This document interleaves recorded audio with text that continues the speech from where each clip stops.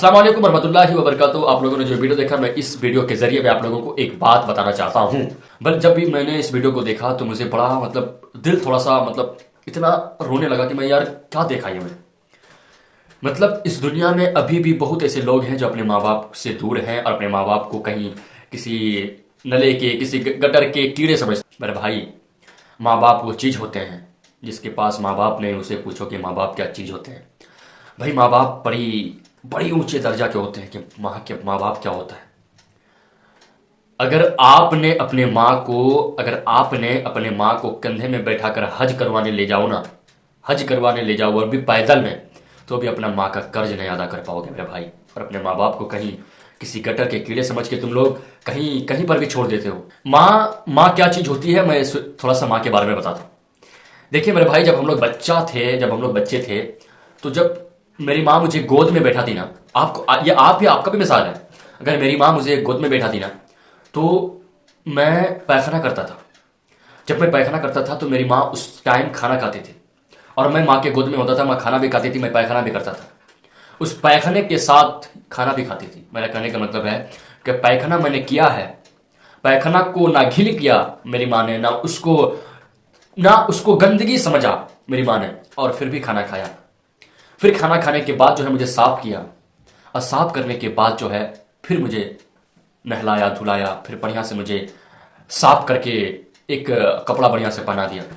मेरे भाई, जब मैं बीमार होता था तो माँ पूरी रात नहीं सोती थी, पूरी रात नहीं सोती थी। कभी इस करवट कभी उस करवट, कभी लेकर पूरी छत पे घूमती थी, आंगन में घूमती थी, पेड़ों के छांव में जाती थी। ये माँ करती थी। जब मैं भूखा होता था, नहीं भी होता था, मेरी माँ मुझे जबरदस्ती खिलाती थी कि शायद हो सकता है मेरा बेटा भूखा होगा। ये माँ करती थी।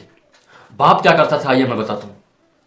बाप पूरे दिन घर में नहीं रहता था, क्योंकि अगर मैं घर में रहूंगा तो मेरे बीवी बच्चे भूख से तड़पेंगे।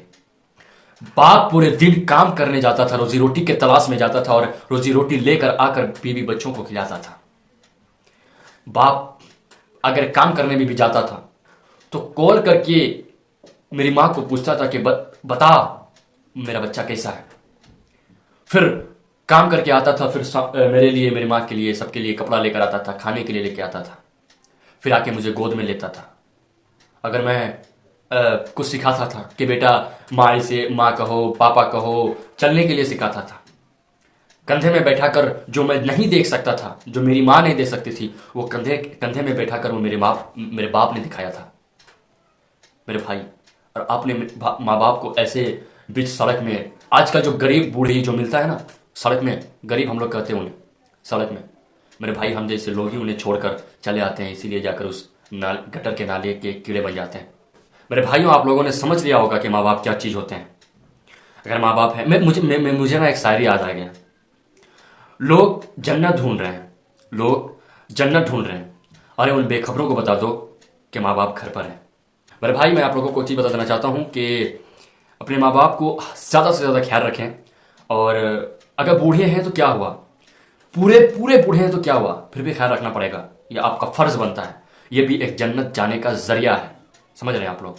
समझदार हैं बहुत ज़्यादा, हम भी, आप भी, सब के सब समझदार हैं। आजकल कोई ऐसा नहीं है कि समझदार नहीं है। अपने माँ बाप को गंदगी समझकर किसी कोने में पड़े ना रहने दें। उससे पूछें, उसे खाने की पीने की चीज़ें दें, उन्हें साफ सफाई की ख्याल रखें। ये भी एक जन्नत जाने की जरिया है। एक दिन हमारा भी ऐसा आएगा मेरे भाई, एक दिन हम भी ऐसे बूढ़े हो जाएंगे, ऐसे किसी कोने में पड़े रहेंगे। तो हम लोग पता नहीं कब क्या होगा, ये तो आप लोग समझ रहे हैं। फिर मिलते हैं इस वीडियो पर। अस्सलाम वालेकुम वरहमतुल्लाहि वबरकातुहू।